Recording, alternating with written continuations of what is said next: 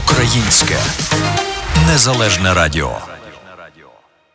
Hi everyone who's watching today our podcast on Ukrainian independent radio. And today we're going to talk about stock market and the trading. Let me introduce our guest today.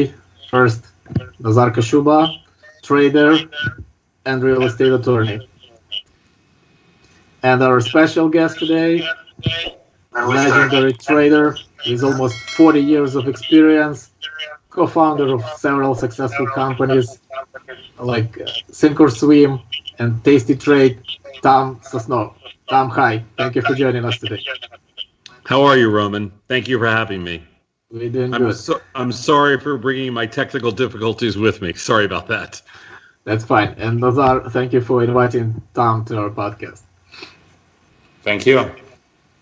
Nazar, you want to introduce Tom a little bit more, I know. Yeah, first of all, I want to say I'm honored and I'm very excited to introduce my personal superhero, Tom Sosnoff.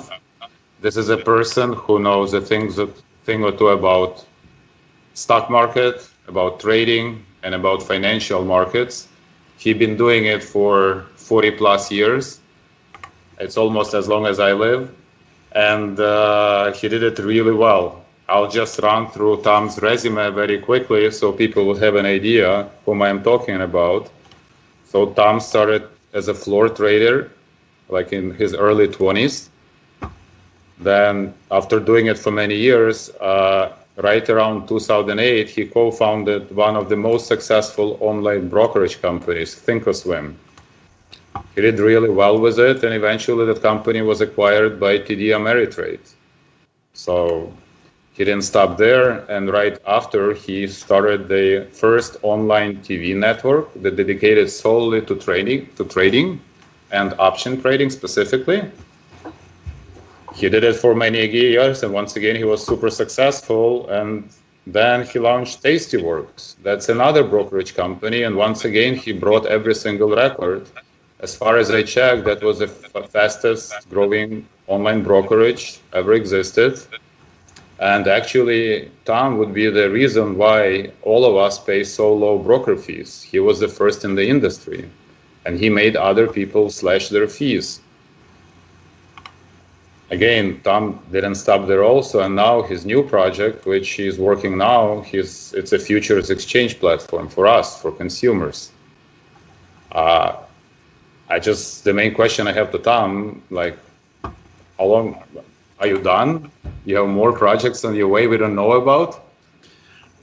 That's what my family always asks me.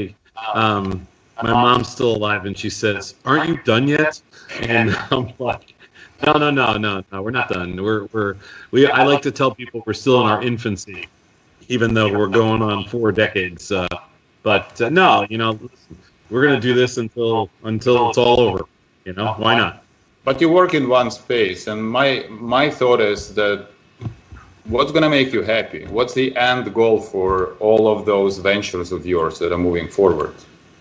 I want my legacy to be that I was a really good entrepreneur.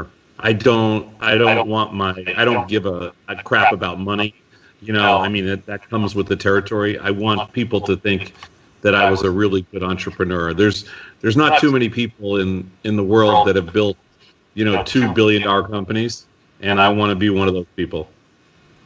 That's a tall task, Tom. And again, I'm following you for a while, I think for 6 years. And I think you're on track, and I wish you all luck, because better you do, better consumer does. Because my understanding, every single business of yours is consumer focused.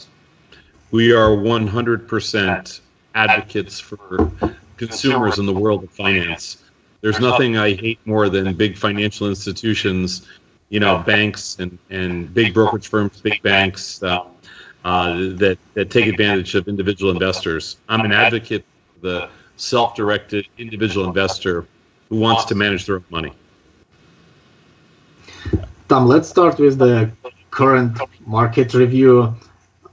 We're in crash. So how can you compare this stock market crash to previous ones? You have been on trading many years, and you saw 1987, 2000, 2008 crashes. So what are the similarities right now and what are the differences? Sure, that's very fair. So I think you just listed pretty much in the last 30, really the last 40 years since 1980. I started the business in 1980, 1981, and it's 2020 now, so almost 40 years. And over those 40 years, there's essentially been 4 significant market events to the downside.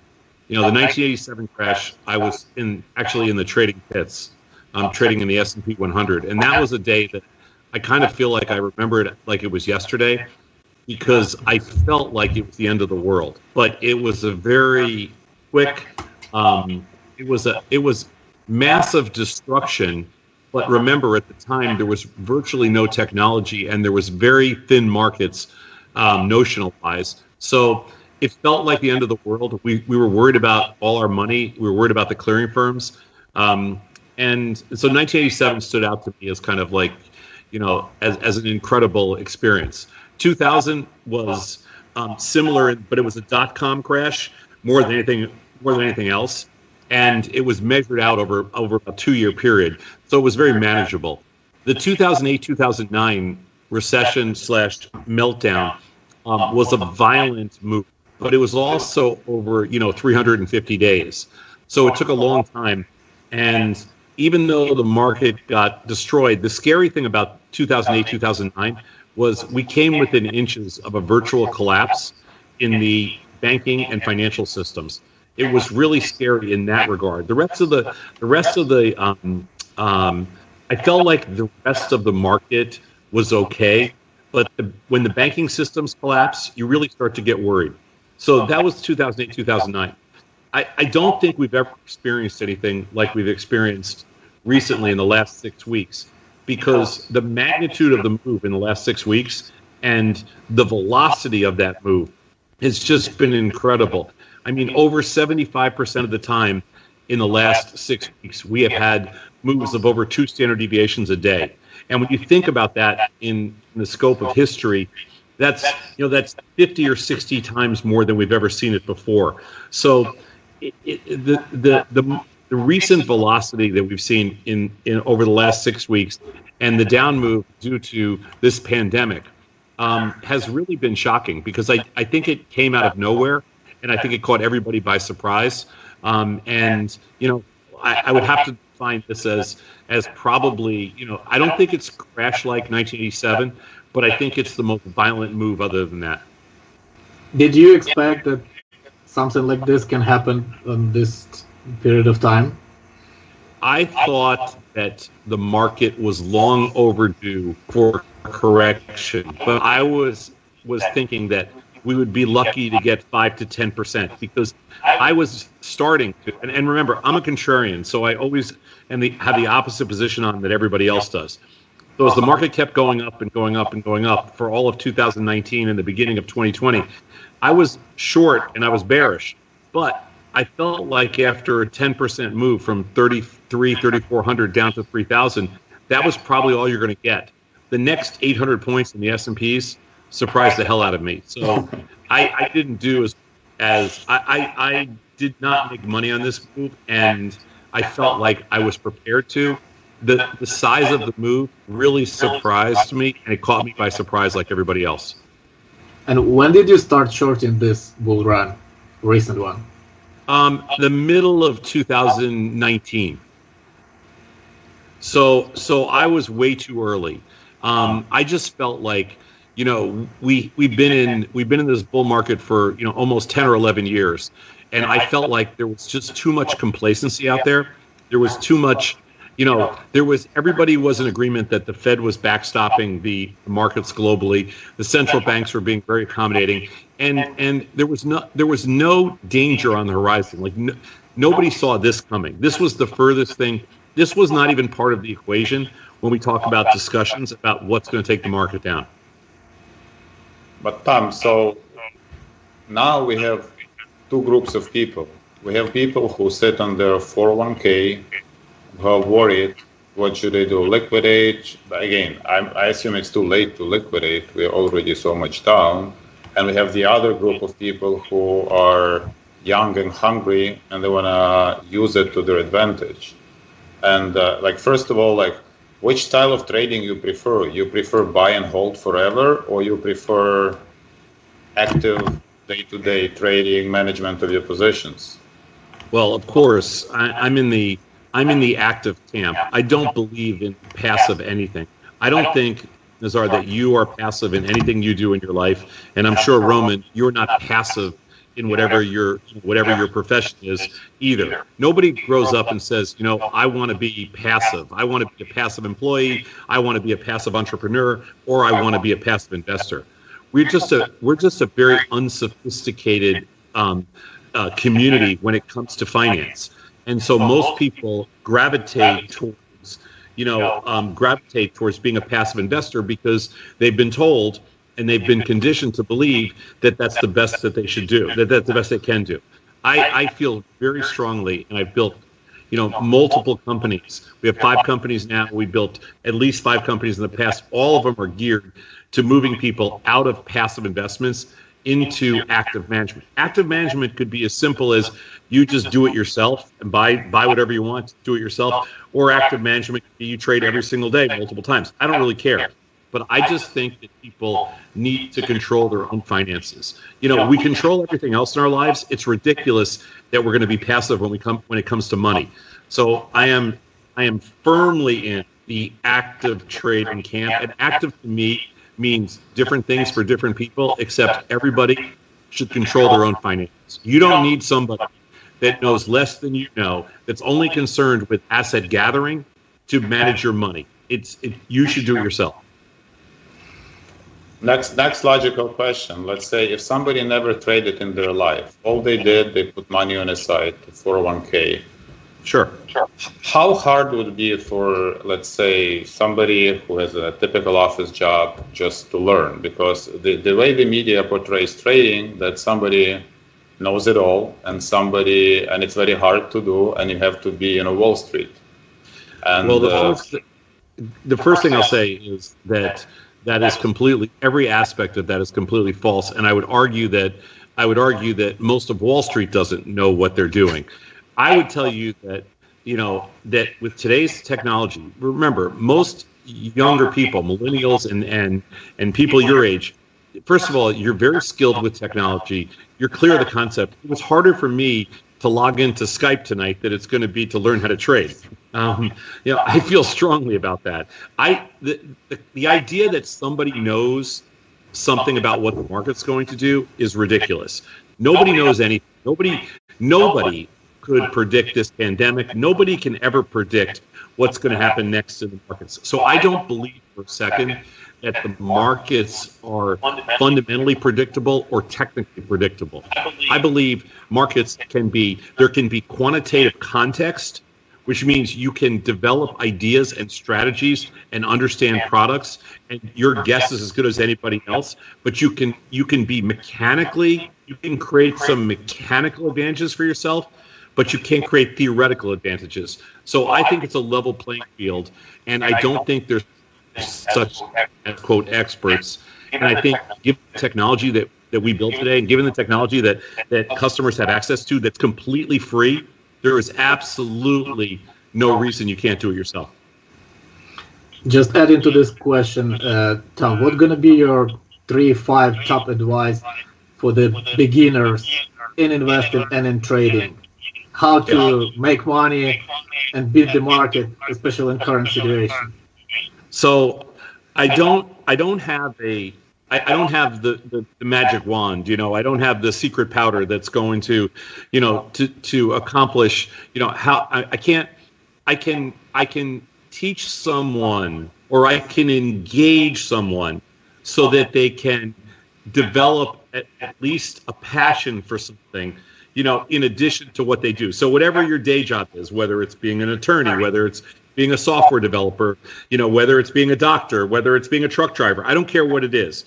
What I can do is I can get you excited about the stock market, just like we can get you excited about, sports gambling or something else, because the theoretical edge and the opportunity to participate with today's technology is just phenomenal. I mean, it's the biggest playground.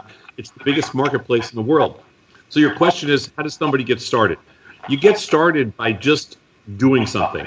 So whether it's buying one share of stock, whether it's buying, one option or selling one option or selling one share of stock, as soon as you actually get into you start to participate and you have some participatory role, all of a sudden you either decide, hey, this is fun, I like it, it's challenging. Roman, in today's world, there's very few places where individuals can go and they can challenge themselves. There's very few places where you, as a smart guy, can go and give yourself an intellectual challenge. It just doesn't exist.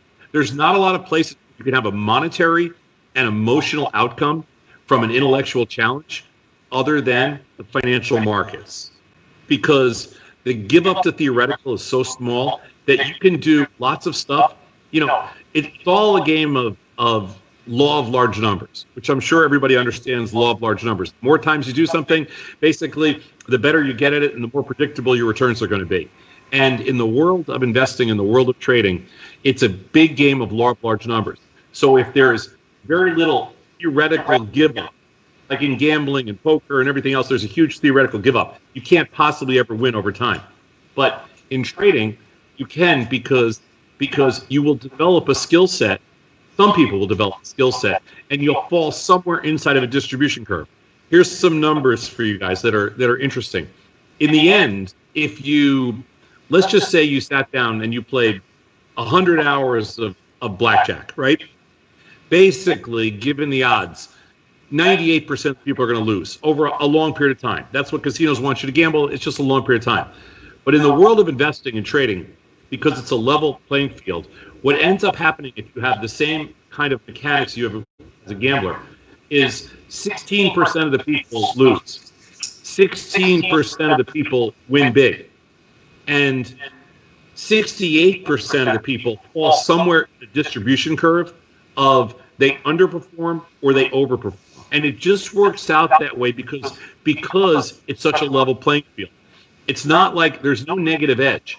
So in the end, the challenge to somebody like you or the challenge to somebody like Nazar, somebody or anybody that's listening to this discussion today is you want to be in that top 50% and ideally in that top 16%. And there's no way anybody can push you out of that if you're skilled. And Tom, do you need any special knowledge to start? You have to be strong. Is there anything because again, you've been in trading all your life and you hired a lot of people. First of all, can you predict if a person would be a good trader or not? There's a couple of things. You have to have the first assumption that I make, and I think this is a very fair assumption, is most people are smart. Like, if you're listening to this conversation, you have enough interest and enough intellectual challenge inside of you, and you're probably smart enough. We find we attract an incredibly bright customer base, engineers, pilots, doctors, lawyers, everybody. It's just a lot of people with advanced degrees, a lot of really smart people that are that like to be challenged. So the first and most important thing is you have to have some aptitude for technology and math, and some aptitude and some reasonable aggressiveness towards being challenged. If you can meet that criteria, which is really just about everybody, except a very few that just have no interest in anything, whatever. But it really fits most other people, then you have a chance to be successful. This is not a game where everybody's successful and everybody fails. The game of active participation in the markets there's a group of people that are consistently successful, and there's a group of people that are moderately successful, and you want to fall into that range, and it's just math. And Tom, just more specifically, do we have? First question, are Wall Street big boys, do they have any edge over somebody who is a consumer trader like us? Zero. They have zero edge today. In years past, they did have edge. And in years past, Czar, the edge was that they had more capital, and they had more capital, and that was primarily their edge. And the customer didn't have any had really expensive technology and really expensive fees. Today, 2020, the customers pay less than the professionals, and the marketplace is all dominated. The counterparties, meaning people that you trade with, are just computers today. There's no person on the other side. So it's all just high-frequency computerized firms. So the markets are theoretically very fair. So Wall Street has, in effect, a negative edge to the customer. Meaning you have more edge than some trader at BlackRock, or you have more edge than some trader at Goldman Sachs. Wow, I guess that's a surprise to a lot of people. Well, me. You can trade more products because you don't need that massive scale. You can trade more products. Your trading is basically free. Commissions are pretty much out the window. And I mean, stock trading is free now, and options and futures, the fees are next to nothing. And you don't pay for technology, and you don't pay for data. The only thing you pay for cost-wise is the cost of your money. Tom, and we had a lot of questions. Me and Roman discussed it before. We collected a few questions, and we have a lot of people who want to know your opinion on certain asset classes, about opportunities. If I can run the list. Yeah. Go ahead. Airline. Let me just add, if someone have a question from our Facebook stream, you can ask your question on the comment section next to this video, and we will ask Tom directly. Right, so I'll return to my question. Airlines, are you trading those? I am. I have positions right now in American Airlines, in Southwest Airlines, and in United Airlines. Are you long or short them? I'm long all three of them, reluctantly. So I mean, I assume the airline business is actually right now is one of the great unknowns, I think, in the history of business, the history of the U.S. economy. I mean, you're looking at the airline business knowing that it's not possible to let these companies go bankrupt. But the other side to it is, like, I can't look you in the face and say, I fly every other weekend somewhere, and I can't even tell you the next time I think I'm going to get on an airplane. So I don't know what's happening in that industry. I don't know how they're going to survive, but I think the stocks have gotten to a point where the marketplace is essentially saying, okay, you can place your bets here. What about oil and oil services? So oil is another, until today, oil really hasn't seen an uptick. Today, at some point in the middle of the day, there was a tweet by Trump, and then there was talk of an agreement between Russia and Saudi Arabia, and so there was a whole discussion about actually cutting back on supply. So oil jumped about $4 or $5 today. But if you look at the oil stocks out there right now, they are beaten down. They're beaten to a crisp, and they're extremely cheap on a relative basis. I would argue that oil, because it's a commodity, is probably oil and natural gas are probably two of the cheapest commodities if you wanted to play a commodity. And so you're long in oil too? Say that again, Roman. So you're long on oil as well? I'm long oil and I'm long natural gas. Yes. Wow. Tom, let me ask you this: which industry you think will not survive this crash? Well, obviously, I mean, I don't trade the cruise ship business. I don't trade it at all. So that one scares me. I don't see anybody getting back on a cruise ship for a long time. Also, the industry that scares me, which I do see recovering, but I don't know how the stocks are going to recover and how fast they will. I'm obviously nervous about the entertainment and the entertainment, meaning the food industry, the hotel industry.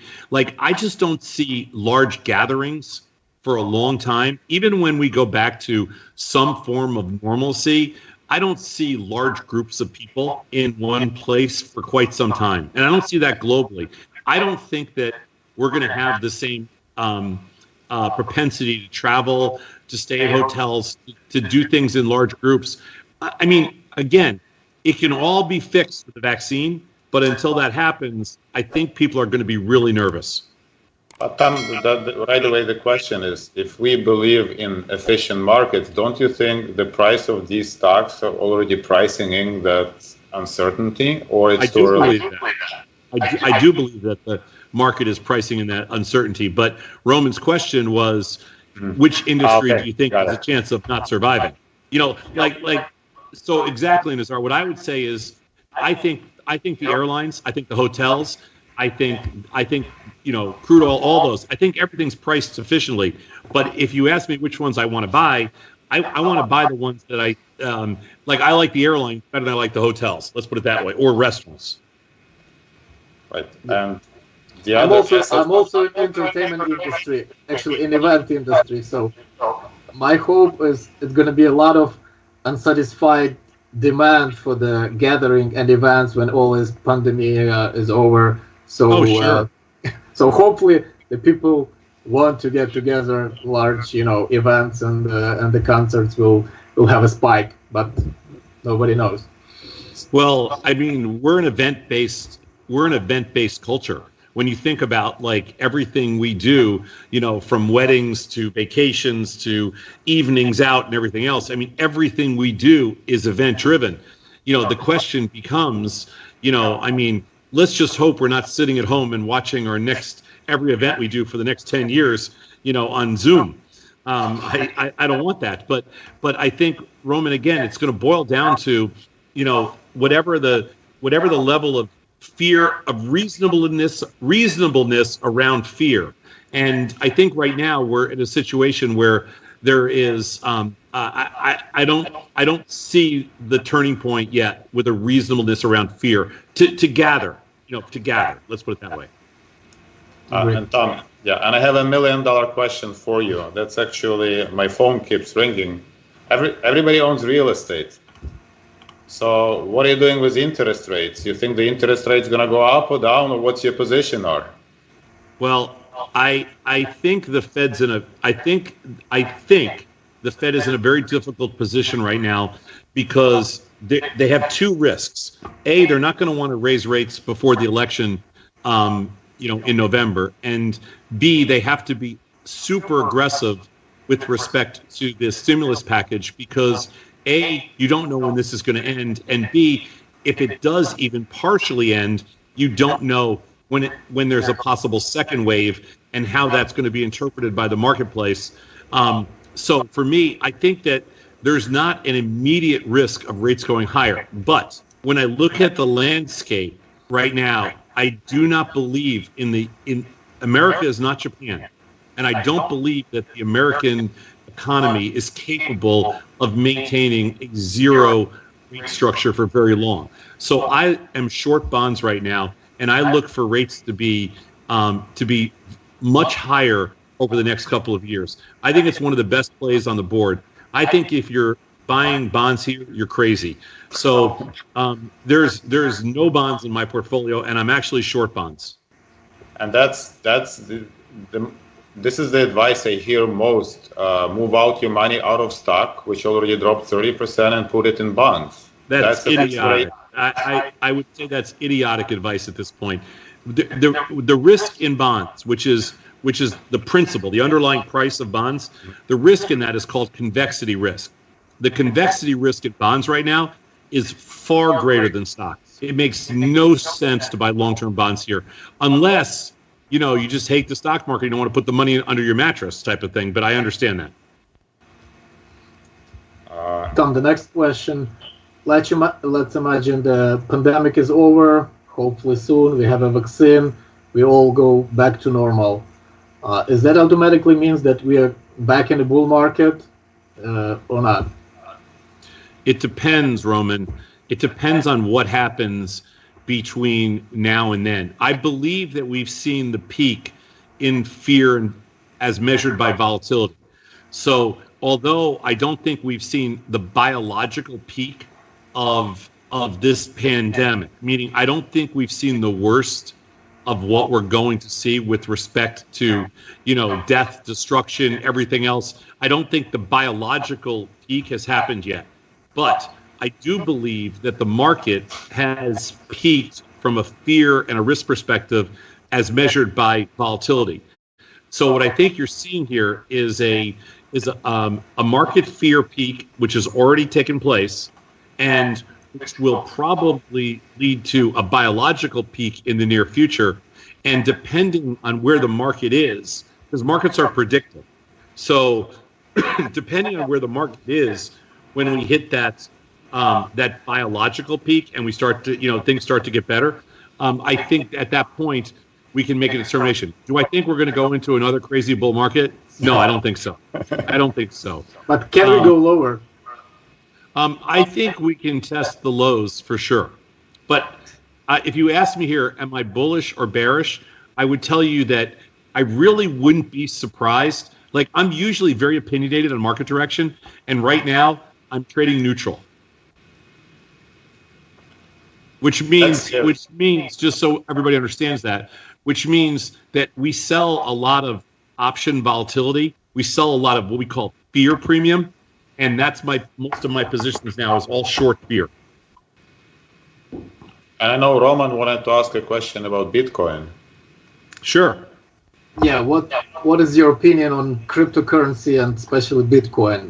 Bitcoin was positioned as the safe haven and digital gold and uncorrelated asset to the traditional.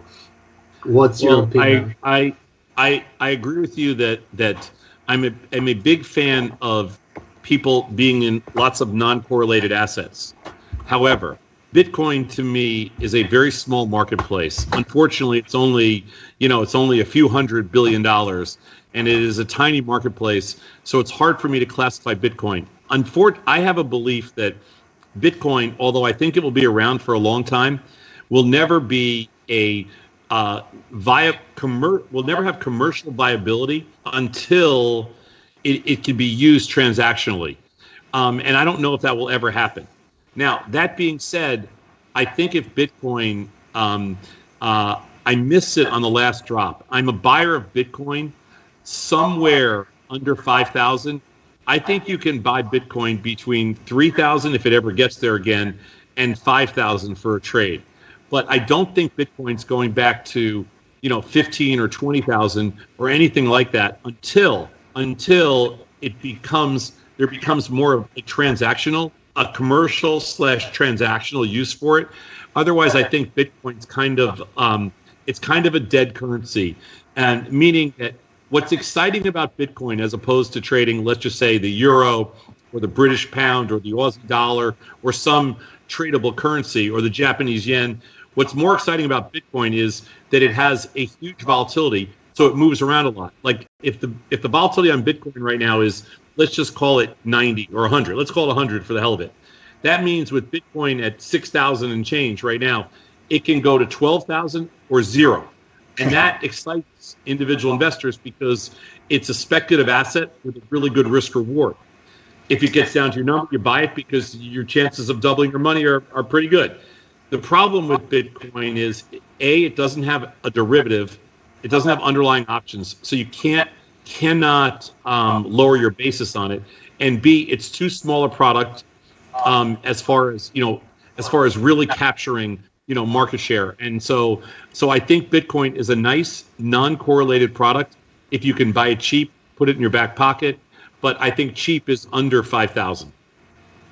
So what is the good percentage of the portfolio to keep in crypto as uncorrelated asset? Not much more than, I would say, for me, it would be 1%, maybe 2%. For somebody with a smaller account or somebody that likes Bitcoin, I would say somewhere between 3 and 7%, maybe 5% max. I wouldn't go higher than 10% into a digital currency under any circumstances until digital currencies become, again, transactionally viable. Got it. The other problem, Roman, one other problem with Bitcoin is the trust factor and the trust risk is just too great for a lot of us that we like fungible products that are centrally cleared. And I just don't. I'm not a big, huge fan of using, you know, some over-the-counter, you know, wallet or something like that. I see. Thank you, Tom, it Tom. leads us into another question. Undeniably, we live in a time where there's a lot of opportunity. And what will you advise to starting traders or young traders? How much money should they allocate to purchasing and trading the stock? How much free capital they should keep on the sidelines? Is there any rule of thumb for somebody who starts? So it depends what you mean by starting out. If you're starting out and you're 40 years old, yes, it should be a smaller percentage of your liquid net worth. If you're starting out and you're 50 or 60 years old, yes. So I'll give you some examples. If you're starting out and you're 50, let's say, and you just want to learn and you want to use some of your liquid net worth, I would say no more than 20 or 25%. If you're in your 30s or 40s, you can raise that up a little bit and maybe go towards, you know, a third or between 20 and 35%.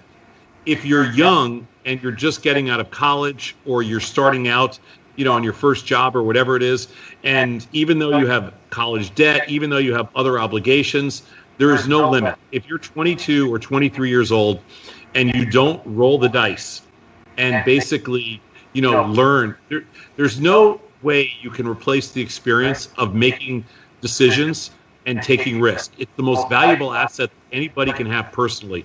So as I tell my kids who are in their 20s and 30s, you take as much risk as you can earlier on in life and don't even think twice about it. You'll get paid back thousands of times over, you know, because you'll learn how to take risk and you'll learn how to assess risk and you'll learn how to do things and make decisions and make quick decisions. Listen, the most important thing you can learn in life, the single most important lesson, is how to make a quick decision. The people who make the fastest decisions are the most successful business people.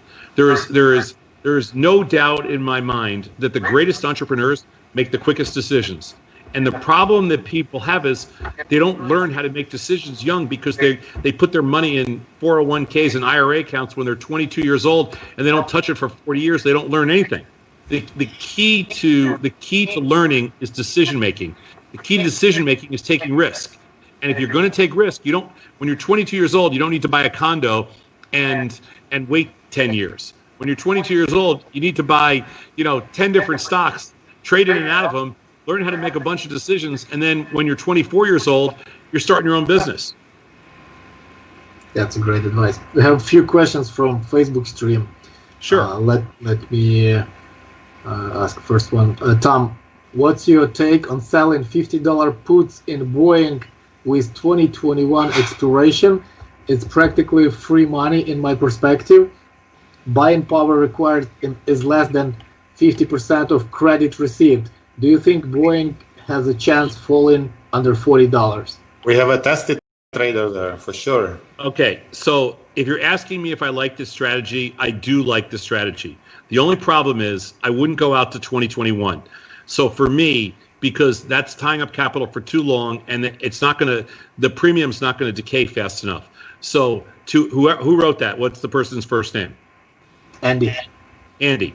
So Andy, what I'll say to you is, strategically, I like your approach. Mathematically, I like your logic. The only thing I would do is I would move that to somewhere between 45 and 90 days.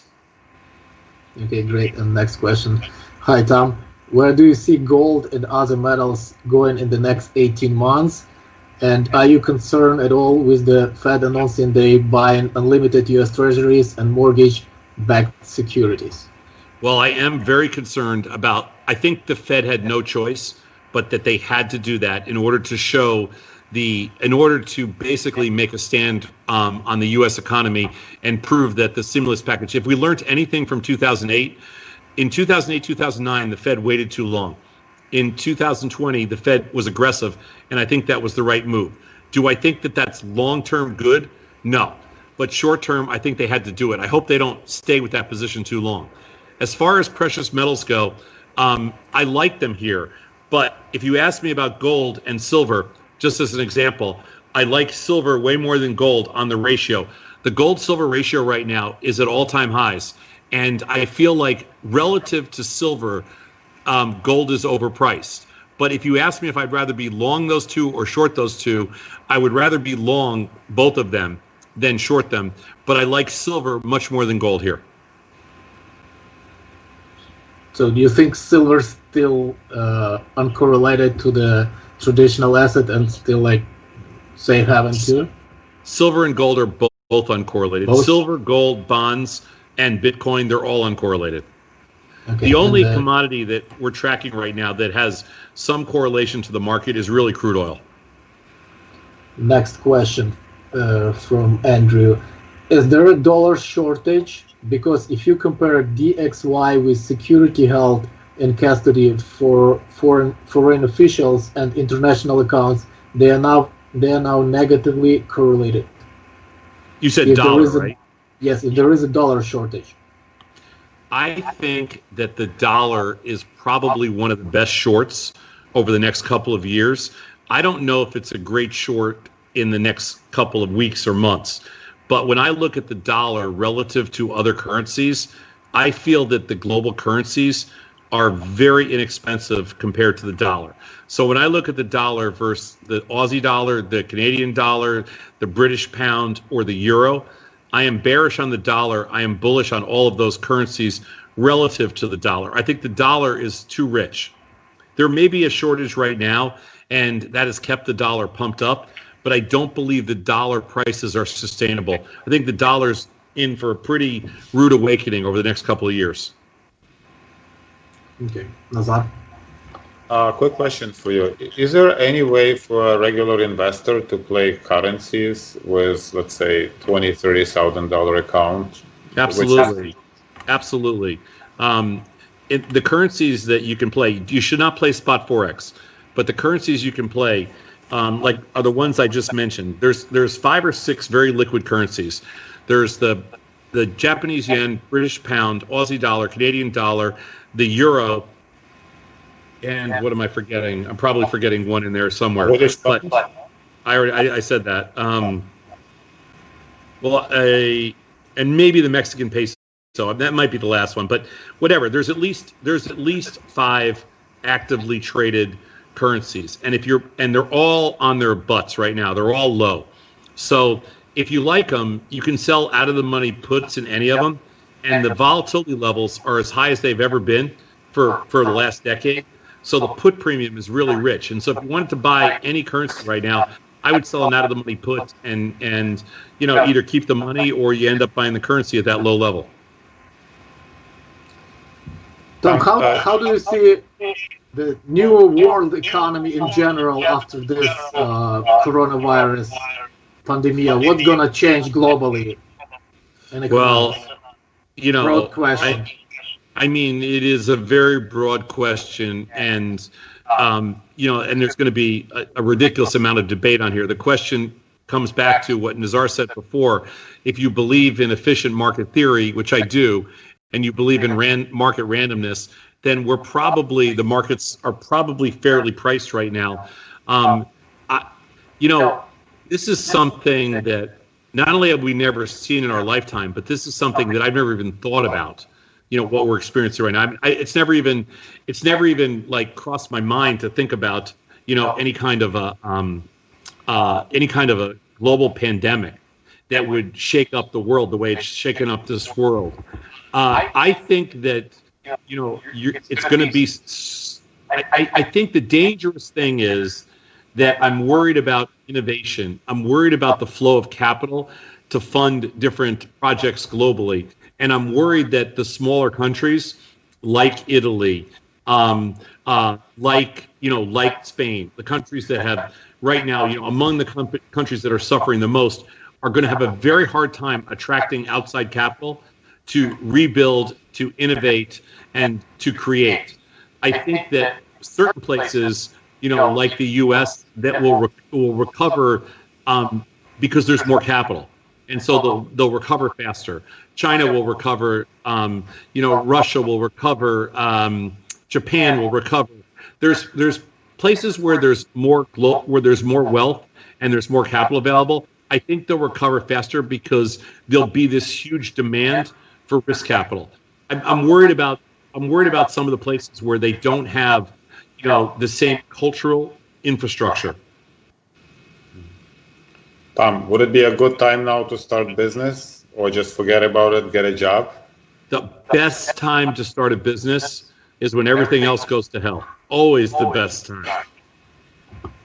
Is it? And you started Thinkorswim in 2008, am I right? No, we started Thinkorswim in 2000, 1999, 2000, when the market was crashing. And we started Tasty Trade in 2011, right before the fiscal cliff. So every business I've ever built is started in a panic. You always want to do everything when everybody else is scared. I think that's the best advice you can get. Yeah. Tom, thank you so much. It was our great pleasure. Hopefully we can do it again someday. If everybody sits at home, it makes it easier on everybody. Well, thank you so much for inviting me. Roman, thank you for inviting me. I apologize for the late start, and I just had a technical problem. I'll figure it out next time. I would love to participate in your broadcast. I'm a shut-in right now, so I have nothing else to do. I'm happy to do it. Tom, it was a pleasure to have you in our podcast. So yeah, hopefully not the last time. Okay, guys, take care. Have a good evening. Thank you so Stay much. safe. Thank you. Українське незалежне радіо.